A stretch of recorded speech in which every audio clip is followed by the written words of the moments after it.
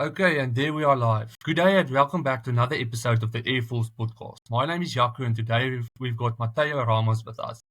Thanks a lot for being here. Thanks a lot for your time today. Jakub, how the heck are you, man? It's just a pleasure to be on with you. How's everything? How's everything in your neck of the woods? On my neck of the woods, things are going great. Things are going Right. well. How about you? Well, fabulous as always, living the dream, building businesses, building people, cultivating an empire, hopefully, and Mhm. doing God's work, man. So it's great to talk to you about it. Yes, definitely. And that's actually why I reached out to you. I wanted to talk to you about all of the things you are doing, all of the ventures you are doing, all everything Mm-hmm. you are conquering at this stage. And Mm-hmm. so Mm-hmm. let's start at the beginning. Yeah. Let's start with your journey of being a chef. Where did that start? Where did you kind of find out, okay, I like the culinary arts. This is what I like. This is what I like doing. Well, I like the restaurant arts, to tell you the truth. Mm-hmm. My family business is restaurants, and I moved. My father opened restaurants in the United States in 1973, a brand called Azteca. It's Mexican food, and it grew to be pretty successful. And I went into that business, and I learned everything about what I know about restaurants in that business. I worked in the kitchens, I worked in the fronts. In the front, I did everything in that business. So to say that I'm like a classically trained chef, no, I'm not. I learned from cooking myself and cooking in the restaurants myself, and then learning the business side from working in the front of the house, starting as a busboy and then a waiter and then a manager and so on and so forth until I became an executive and run multiple businesses now. So um, it's all about the people, man. It's all about the restaurant, the people, and the passion that comes with serving people every day. That's my story. Okay. And you started at the bottom, Yeah, totally at of the bottom, course. and you worked Mm. yourself up. Then, what kind of work did you have to put in? It's obviously very hard work. It doesn't just happen overnight. How did you come there? Well, the truth is, I give a lot of credit to my father because Mm. my father, he owned these businesses and he could have let me, be at a higher level sooner, but he made me struggle. He made me fight. He made me start from the bottom and move up. And it takes a lot of time, man. You spend years and years and years and years as a cook, as a waiter, and then you get to be an assistant manager, and then you move up, and hopefully you get to the point where you're a district manager, and that's really where that middle management, where a lot of different skill sets are required to actually move past that level, middle management to senior management. And it takes a lot of work. It takes a lot of self reflection. It takes a lot of self analysis to get to the point where that I can really run a company, and that's something. And we can talk about that if you like. Yes, definitely. What kind Mhm. of skills do you think people need to get past that point, from the middle management to the top management, from being stagnant at some point in their life to, I would say, exceeding and going beyond their limits? Leadership and vision, and it's something that it's very hard to find. You have to find people when you're trying to find individuals who can run companies who have the ability and the courage to see what may be invisible at the time and then have the potential to actually create it. And it's a rare thing to find. It's a rare thing to find in business. It's a rare thing to find in your friendships and your interpersonal relationships. It's a rare thing to find because it takes courage. It takes courage to actually envision things that other people may think will never happen. And those are where you find leadership. That's where you find leadership. That's where you find chief executives. That's where you find people who are going to change the world. And it comes from just having that courage and vision. And that's the difference between what you would consider middle management and what you would consider really, really senior leadership and transformational leadership. And then, why would you say that kind of qualities is lacking these days in a lot of individuals? Not trying to achieve the best they can, not being able to reach the top. Why do you think that is a reason? Well, we live in a world where if you fail, you get mocked. You know, if you try to do something, people laugh at you. And we should live in a world where if you fail, then let me pick you up and let me help you try to do better next time. That's the world we should live in. But in the world of social media and the world of and that we actually live in right now, people like to put each other down. It's sad to tell you the truth. But when you see someone who actually tried to do something, like the actual credit belongs to the hero, the man in the arena. And if that guy doesn't do it, then pick him up, help him, support him, and make him better the next time, right? And that's just something that we're lacking in the culture these days. Is just people want to put each other down. People want to be on social media. They want to look good, but they don't want to help others. I mean, it's just the way it is. And so Yeah. the lack of courage comes from people being afraid of actually failing. And you know what? Failure is a part of life. You're never going to be great unless you go out and fail. That is the reality of it. And as a leader, as someone who really wants the best for everyone around me and everyone that I can affect, if you fall down, I'll pick you up and I'll help you and I'll coach you and I'll make you better next time. Yeah, that's actually inspiring. That's inspiring that you take the people around you, and I've seen some of the content is that you truly care about the people, and that you truly invest your time, you invest yourself in the people around you, trying to make them better, trying to lift them up, to raise their spirits. How do you Right. continue to do that every day? Because uh, a lot of times it cannot be easy. You're also struggling with a lot of things yourself. There's always something else that can take your time, but you keep motivating, you keep inspiring, you keep driving people and help people to reach their goals, to be better at being themselves. How do you do that? Well, I mean, that's my job. If you're leading an organization, you're leading people. That's what you're doing. You're leading people. So 24/7, my attention is with my people, the people that are around me, my senior leadership team, how they're doing, how they're performing, what's going on in their lives, what's going on in their families, what's going on with all of this. It's critically important that you monitor and you understand the pulse of the people around you. I mean, without the team that I have around me, without in any leadership, any CEO will tell you the same thing. Without the team that you have around you, you have no success. You have nothing, right? It's the people that are around you that make things happen for you. And so when you actually believe that it's not just numbers on a paper, it's just not numbers in Excel, that it's actual people that are making things happen for you, and you run people first organizations, that's where you really find success in business. And now a crucial thing you mentioned was you run people-driven businesses, and that you care about the people in your business. Mhm. You care about people, actually, that point. So, why do you think a lot of corporations are only numbers driven and not people driven? They only want to see the financials look good, and besides that, they actually, I would say, they do not care. It's the thing that they call it these days is the rat race.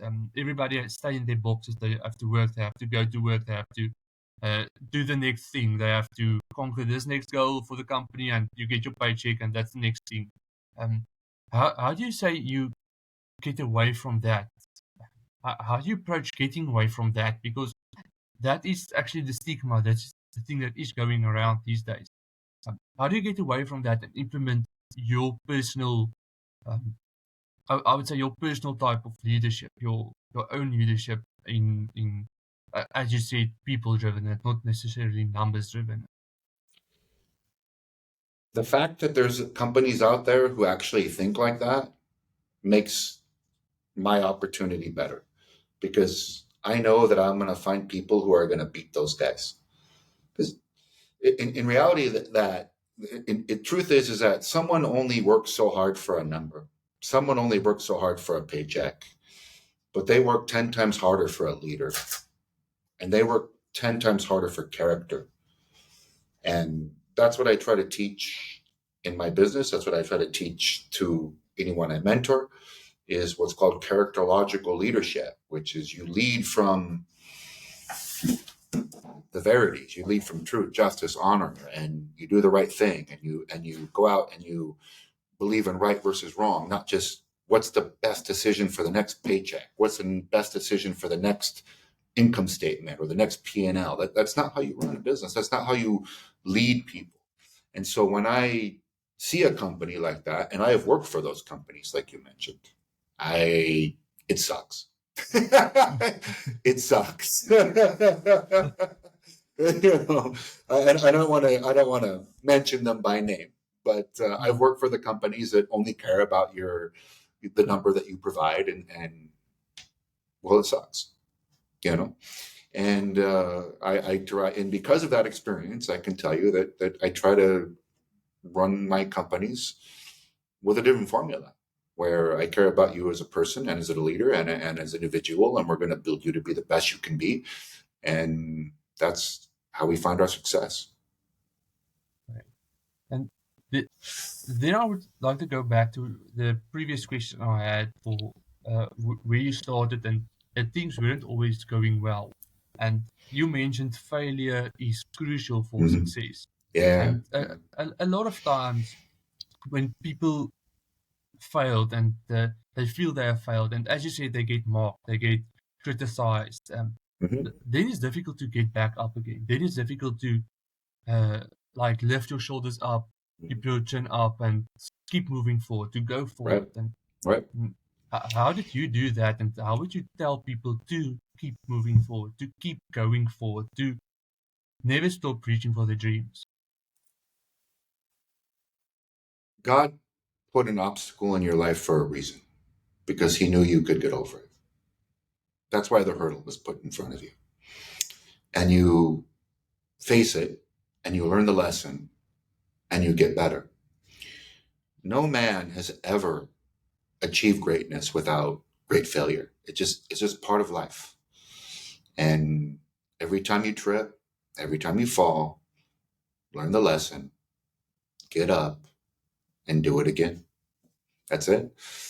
And feel no shame. Forget shame. You know, I've been fired probably 7, 8, 10 times in my life. And like half of those are by my own father. you know, you know what I mean? So, I mean, and it's like, and I'm fine. I moved on, and I'm success. Well, I don't want to say I'm successful, because I, I don't know if I'm successful, because I don't know where I'm supposed to be. There is always a higher power that has a bigger plan, and so I don't know if I'm doing the right thing. I just go out every day and I try to do what I think my calling is. But the most important thing out of all of it is just humility. Just have humility. Be humble. Realize that. Look, yeah. I've got. Thank you for the skills that I have, and thank you for the talents that I have, and thank you for the things that I can do. But the reality is like there's a higher power, and we don't know what to do or where to go, and we're just trying our best every day, right? We're just trying our best every day. So stay humble, take good feedback, learn from every time you fall down, get better, and go out there and do what uh, you think you're supposed to do. And how do you foster that kind of positivity in your businesses and with the people that you're working with? Well, honestly, I kick their tails, and when they don't achieve, then I say, hey, you tried hard, but let me help you try harder next time. Let me help you get to the next level. Let me help you succeed at the next time. It's just there is a culture of acceptance of failure, but not satisfaction with it. There's a culture of we try. If we don't make it, then we try harder, but we're not satisfied if we do. Then we have to win. We have to keep going up to do the best we can at the next opportunity. And so when an individual doesn't achieve as I think they can achieve, then we have that discussion and then move forward. But it comes from a position of trust. Leaders have to have trust. It's very, very important. And like I told you before, I come from a belief of characterological leadership, meaning you have to be trustable, you have to be honorable, you have to believe in positivity and good over bad and right over evil and all those things. And when you have that and people know that they can trust you, then they don't feel bad if they fail. They just know that I'm going to pick them up and I'm going to help them grow and I'm going to push them to be a better leader and a better performer in the next battle. And do you think that having somebody to look up to, having somebody that mentors you is something that drives people to be better and to they do not want to disappoint that guy. They don't want to disappoint him. So that even motivates them even more to get better, to be better, and to try their best to not disappoint him, to say the time, the effort that you've put into me, into this work, it was actually worth it. Do you think that also plays a crucial role in people's success? Well, of course, like I just explained to you, Mm. like I said before, people will only work so hard for a paycheck, but they're going to work 10 times harder for a leader. And they're going to work 10 times harder for someone who is invested in them, who believes in them, who sees them as more than just an employee. That's the key thing is that your people, they must believe that you believe in them and that you believe in their success and their career and where they're going to go in their lives. And that's really how you motivate people. It comes from a genuine concern and a genuine belief in the good of humanity and the good of your people. And I just that's the style that I lead with, and that's how I believe. Okay. And you also mentioned success and people trying to be successful, but there's this stigma on social media, this stigma around a lot of friends. I would say, I don't want to say cliques, but a lot of people around the world that materiality, material things is what makes success, what drives people to, and that is actually the beacon and the token of success is money, is the cars you drive, Right? Yeah, the yeah, the, yeah. the vacation home there and the Mm, vacation mm. over there. So, why do you think that is the reason? Well, okay. So when you see someone posting, "I'm on vacation here," or "I'm driving this car," or "I'm doing whatever," then meh. You know, I just look at that person like, what's wrong with you? You know, like what matters in life is legacy. It matters, it's children and family and the power of your interpersonal relationships and the happiness that you have from being, having great friends and having a great business with people that you really want to work with. Those are the things that matter, not the car, you know, not the flight, or you know what I mean. I mean, or the vacation. Those things are nice. Don't get me wrong. Enjoy yourself, have success, and enjoy yourself. But what matters in life, really, like I just told you, is legacy, man. You know, build something more powerful than yourself. And when you leave this earth, make sure that people remember your name, not for the car you drove or the money you made, but for the impact you made in people's lives. That's what matters. I would quickly like to refer a movie, and that is the movie of Troy featuring Brad Pitt. I don't know if have you seen that movie before? No. Okay, but but there is this scene where he gets on his horse and he has to fight like that big guys like this David versus Goliath kind of thing, Mhm.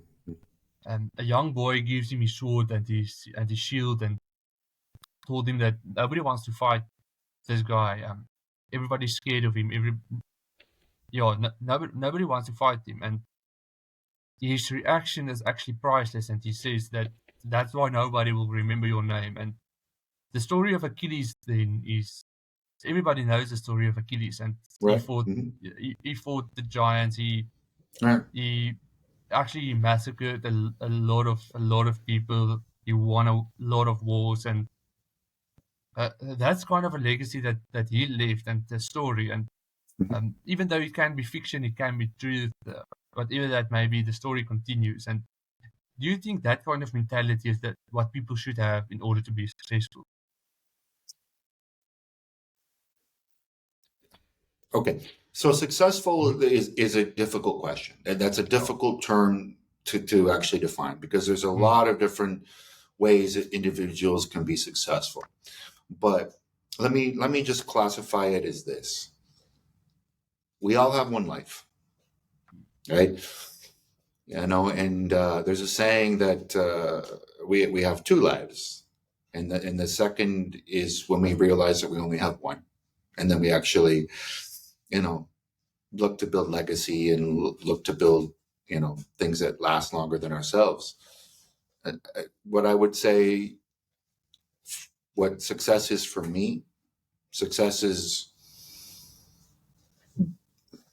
building children who, go out and do better than me and have a great family that and my kids do better than I did, and they go out and they fight for the verities of truth and justice and right and wrong and the things that I believe in. I mean, that would be success for me.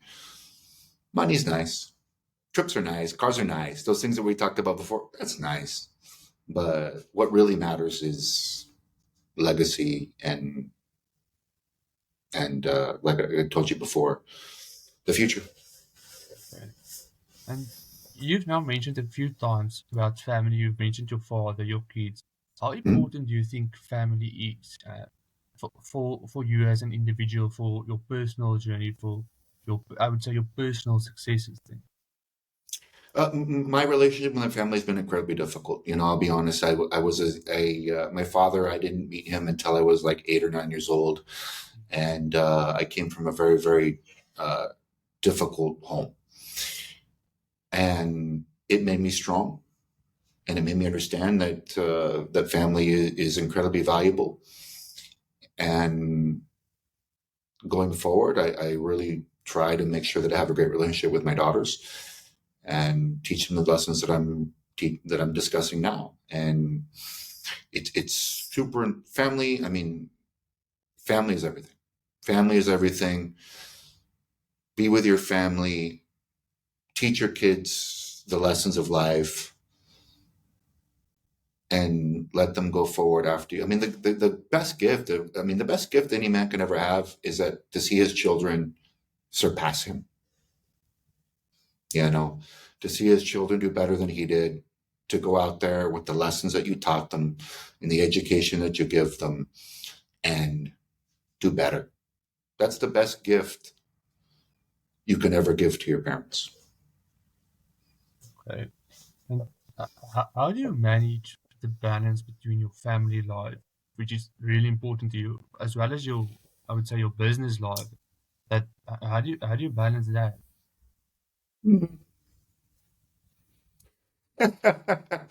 uh, you just do it. When it comes to business, like I just told you before, man, you just do it. That's life.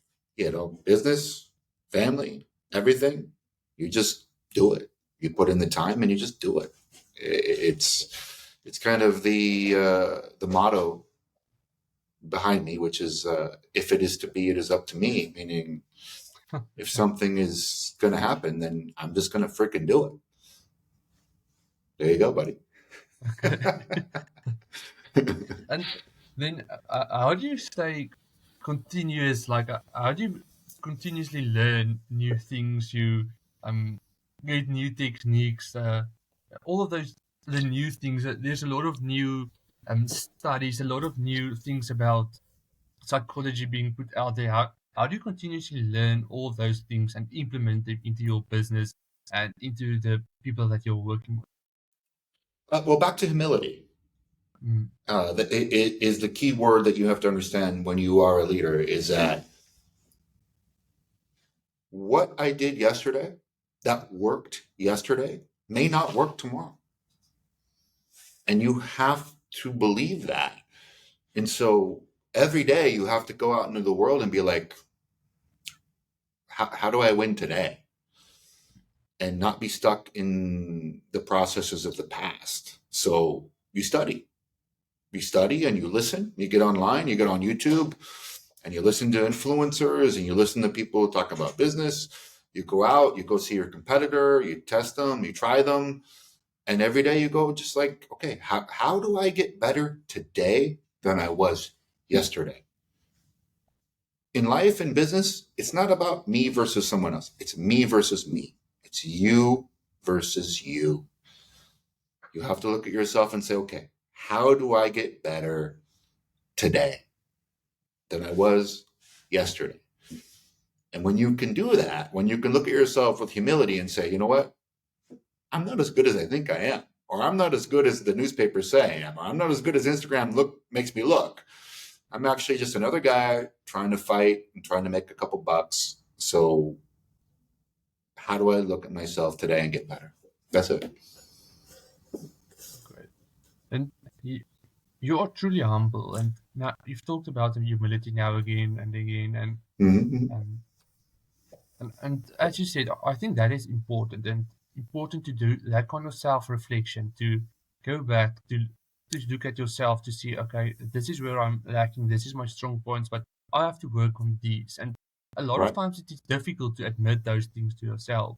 It's difficult to say, okay, I'm not good at this. This is where I lack, or this is where I not where I want to be. And a lot of people who just, and I'm sure I would say everybody has this those things that they just cannot leave. They just cannot stop doing this, or they just cannot get over to action on a specific thing. How do you think people should approach that? Just to take that action, to say, okay, all of this, I'm setting all of this aside. This is the thing I'm going to do. This is the thing I'm going to get better at, and I'm going to exceed in making this, I would say, weak point of me into a strong point. You really need, like I just said, to accept that there is a bigger plan, there's a higher power, and that we are not.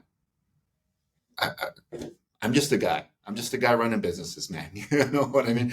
And you just need to understand that like you're just one dude, and after I'm gone, someone else is going to be in the same job, and so you have to really look at yourself and say, okay, how do I really be better?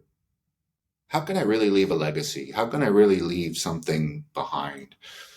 And go out there and seek mentors.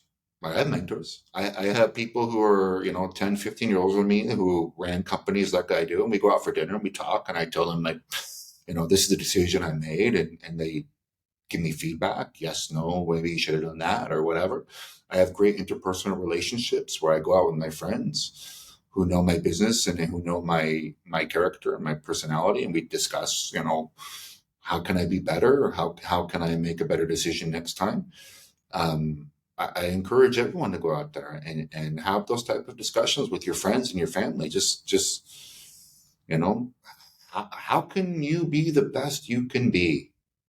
I mean, that's really what life is. We're on this earth for one life, just one life, man. And so how can you have the best life possible? Well, you can just be the best you can be. God gave us the gift of life, and what we give back to God is being all we can be. Okay.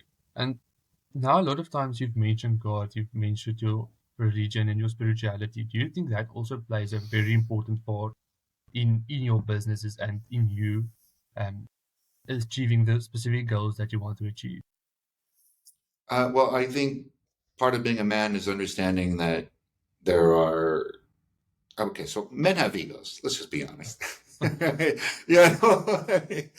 And so part of growing up is subverting your ego, understanding that there are things bigger than you. And, it comes to you in sometimes it comes to you when you're younger, sometimes it comes when you're older. came to me recently, and and you really have to understand that you're you're you're not here for you. If you're a leader, you're not here for you. You're here for others, and that's part of being a leader. and and then also you try to preach a bit of fitness and a bit of health as well. I've seen, Yeah. uh, and with you being already as busy as you are, maintaining good business relationships, interpersonal relationships, I would say, how do you get that as a priority as well, to prioritize your health and your fitness as well? Get up in the morning, go to the gym. Pretty dang easy, man. You know, yeah. Well, I, what I does just your normal routine look like on a day? We'd say an average day. I don't have an alarm clock. Mm. The light wakes me about 6 in the morning, and I go get a coffee, go do a little run, go to the gym. At the same time, I'm preparing my emails and my texts for the day, texting people and telling people what I want done for the day. Uh, then I go back and get showered and get ready, and I go to the office about 10 a.m. and run the business for a couple hours at the office, then head out to the restaurants, head out to the facilities, head out to the construction projects, go out there and see what's going on, go back, hit the gym, then put my suit back on and tour the stores at the night.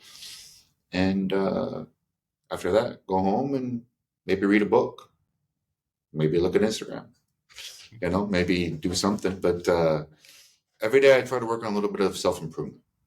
And, it may be 5 minutes, 10 minutes, 20 minutes, it may be something, but I encourage everybody just spend a couple minutes a day, just like improve yourself, learn something new, do something. Even if it's just a little bit of time, it's worth it. And and in your businesses, how do you get the part where you employ the people and you make sure that you employ the correct people that uh, have the same vision and the same mission that you have and that your companies have, and that how do you know that this person is going to be the correct one? This is where it gets a little bit difficult. Mm. um, as you grow in life, and there's two adversaries in life. There's the one inside and the one outside, right? And so once you conquer the adversary inside, meaning you know yourself and you're able to manage your own character and you understand yourself, the adversary outside is nothing. And so when you actually build yourself inside, you attract people of high character to work for you. And you also can see them, like you can see through them. It's just a gift once you grow and once you understand and once you really build yourself of high character. Now, I'm not saying I'm a man of high character. I am a man of, I'm trying to get better every day. But I've gotten to a certain point where I can realize other people who have my vision and have good character. And the only way that I'm going to be able to grow and run bigger companies and do bigger things is to improve my own character.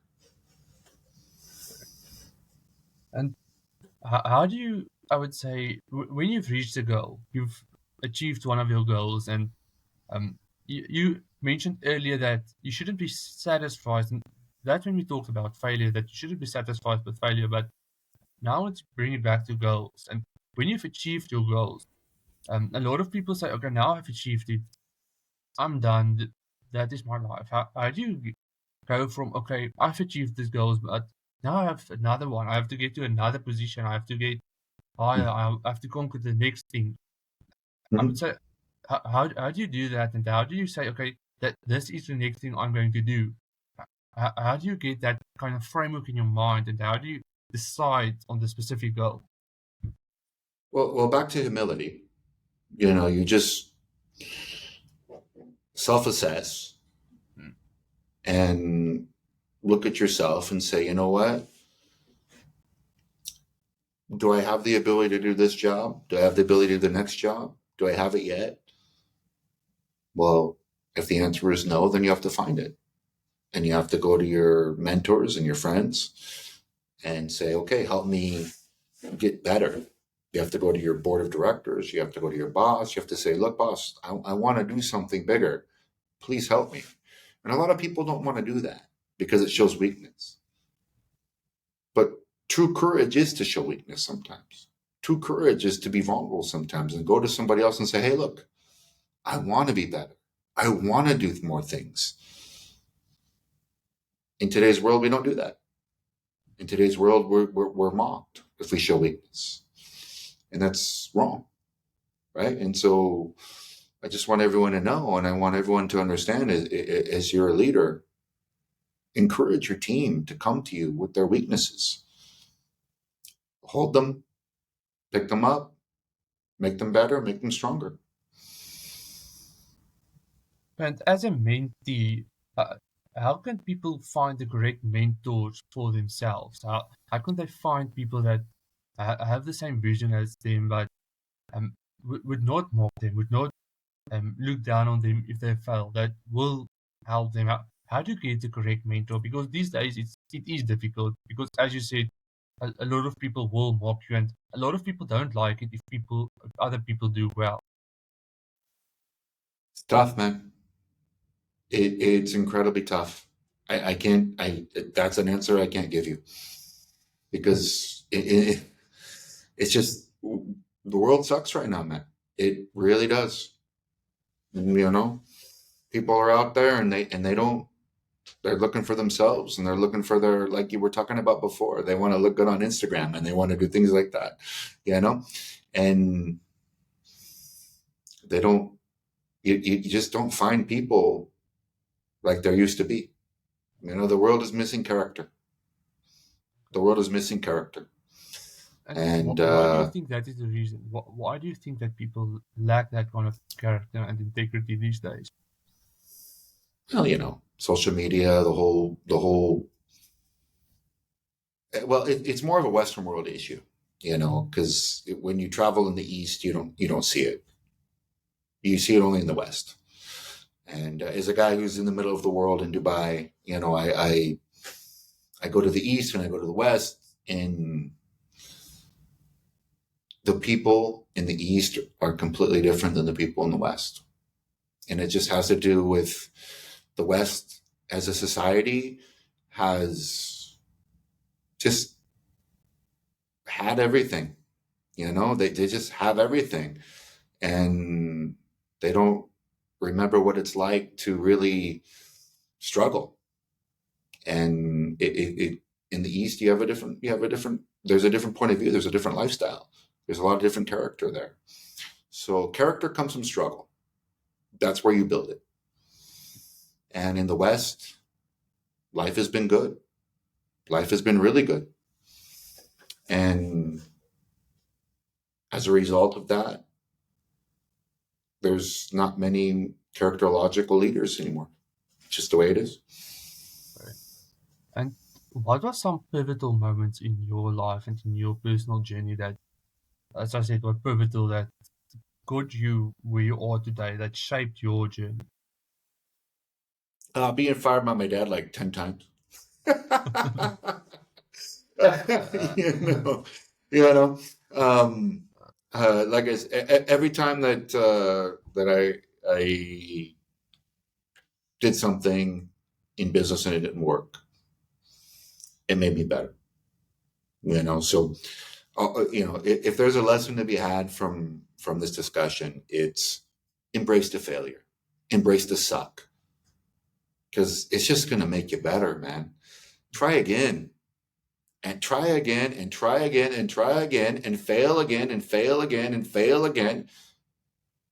Maybe the 10th time will work out for you.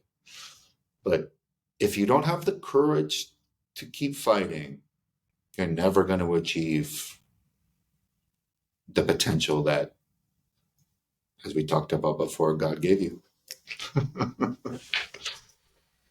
And can I ask you a few things about, I would say, business transactions these days? Mm-hmm. And I don't want to Mm-hmm. go into the negatives actually, but there's this stigma around business transactions where when you come to a conclusion in a transaction, somebody in the transaction, one of them has to lose. So they have to sacrifice something and the other person gain everything.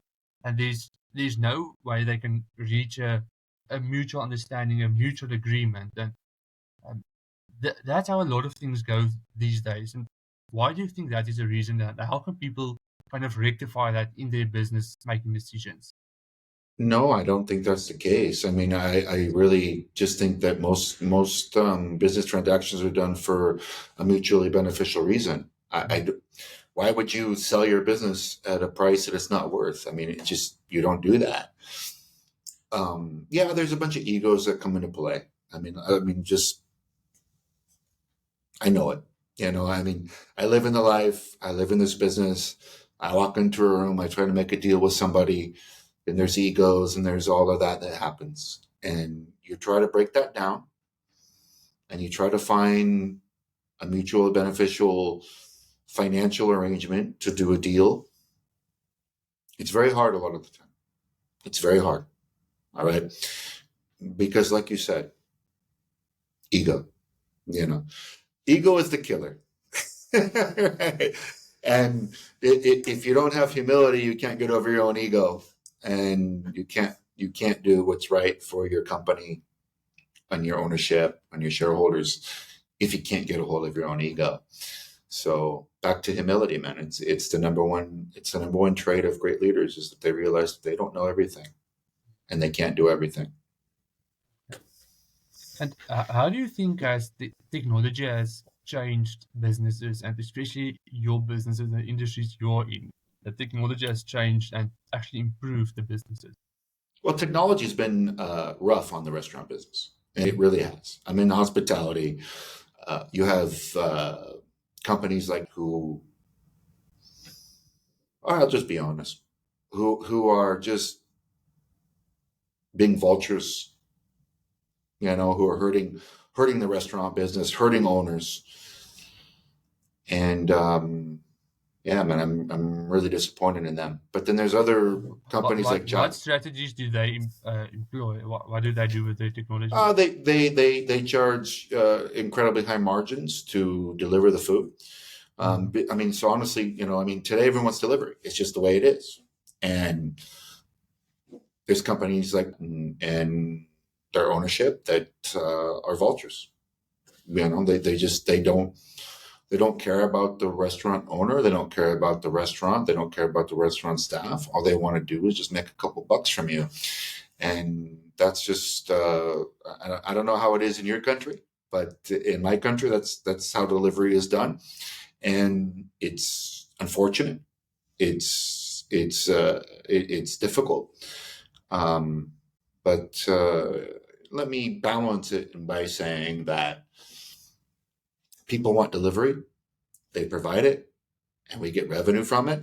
So don't want to be too harsh on Taliban because they might watch this. Great company, obviously. Wonderful people, obviously. Obviously, obviously, I love them. Great people, obviously. Yeah. Okay, so you mentioned that they try to, I would say, always almost misuse technology, and a lot of companies almost misuse the technology they have um, in access. How do you use technology in your businesses to actually improve it and to make it better? well, there's so many things that are going on now in technology. Like, for example, AI can help you forecast sales and help you staff and help you be prepared for when you're going to have an exceptional amount of delivery orders, and all of that. So okay. First of all, you have to understand that technology is going to come. Mm. And the reality is, don't understand it, embrace it, find it, like look for the next step of what's going to come and be there first is really what you should do. As a leader, you must understand that change is going to happen. So technology has changed right now. That's the that's where we are. So you have to go and find it yourself and be the first one to do it. Otherwise, you're going to be behind your competitors. So embrace change, embrace technology, embrace everything that's coming down the pipe. Because if you don't, your competitor will, and your competitor will defeat you. Okay. And then now I want to balance the two things and of actually try to understand how you balance the two things, being technology and being a people-oriented business. So there's a lot of things that the technology can replace people in. How do you balance that, and how do you use it to your advantage? That Technology can never replace people. It mm, never will. okay, Never will. Just okay. In some businesses, yeah, you can have an automated burger maker or something like that. But in reality, there's going to be people running that business at some level.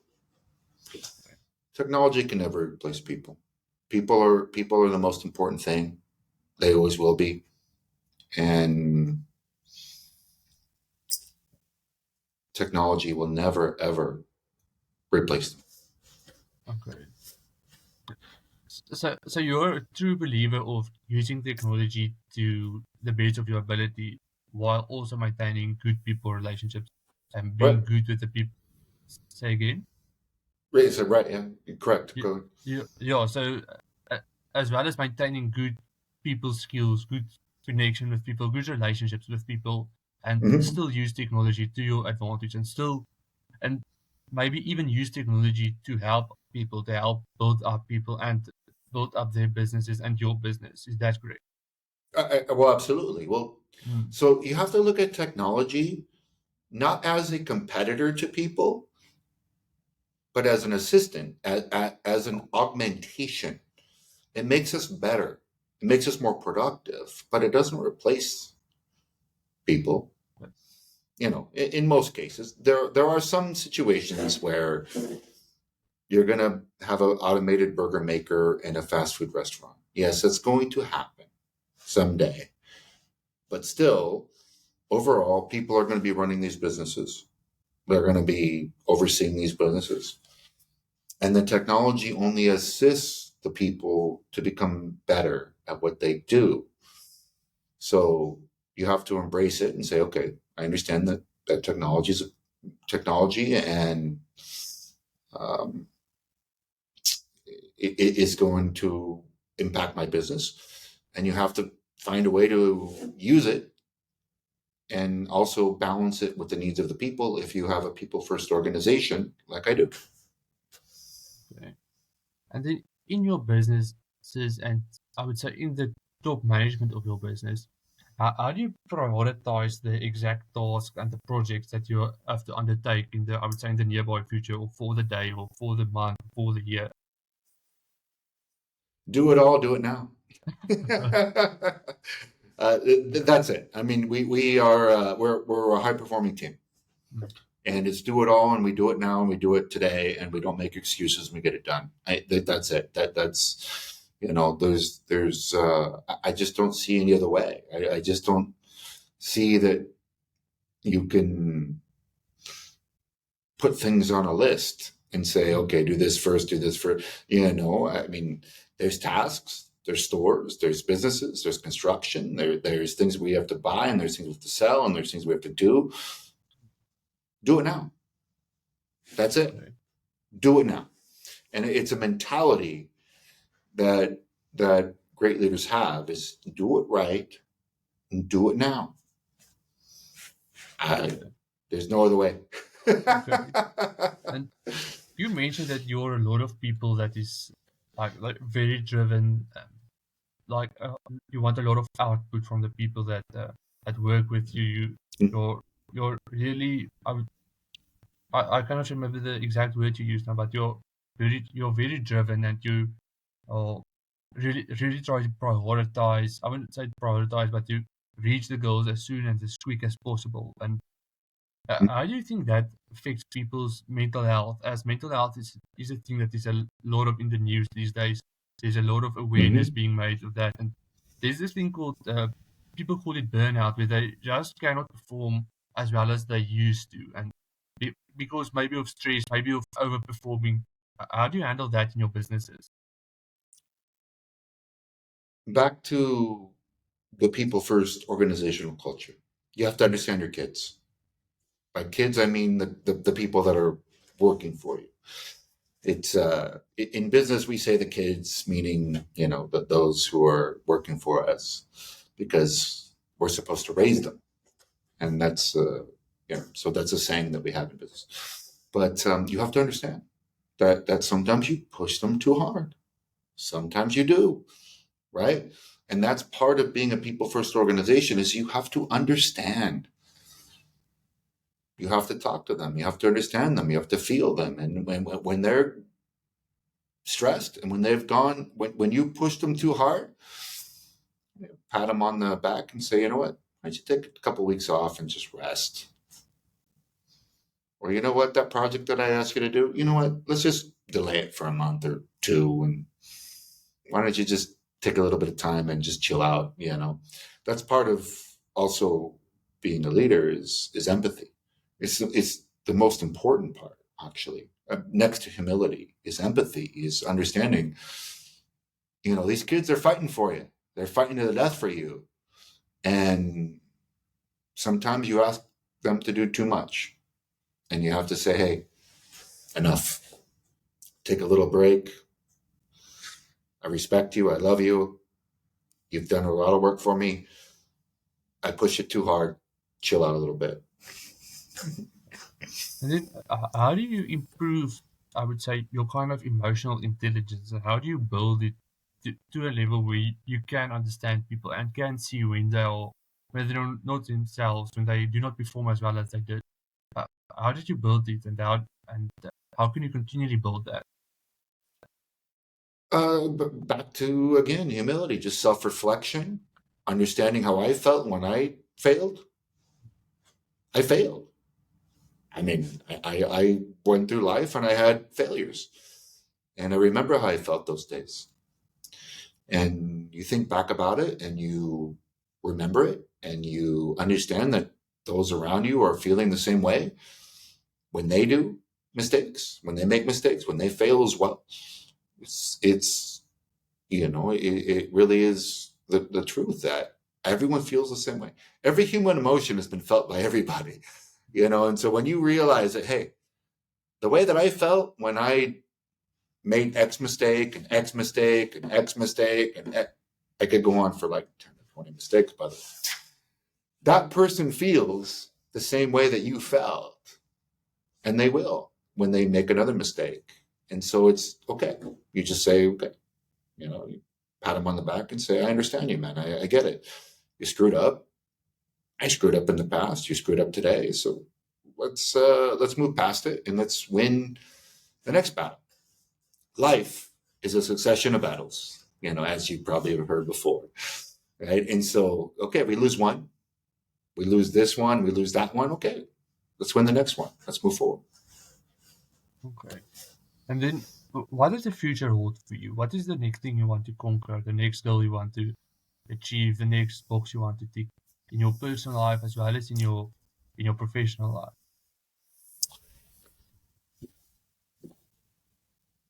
I don't know. I just try to do the best job I can.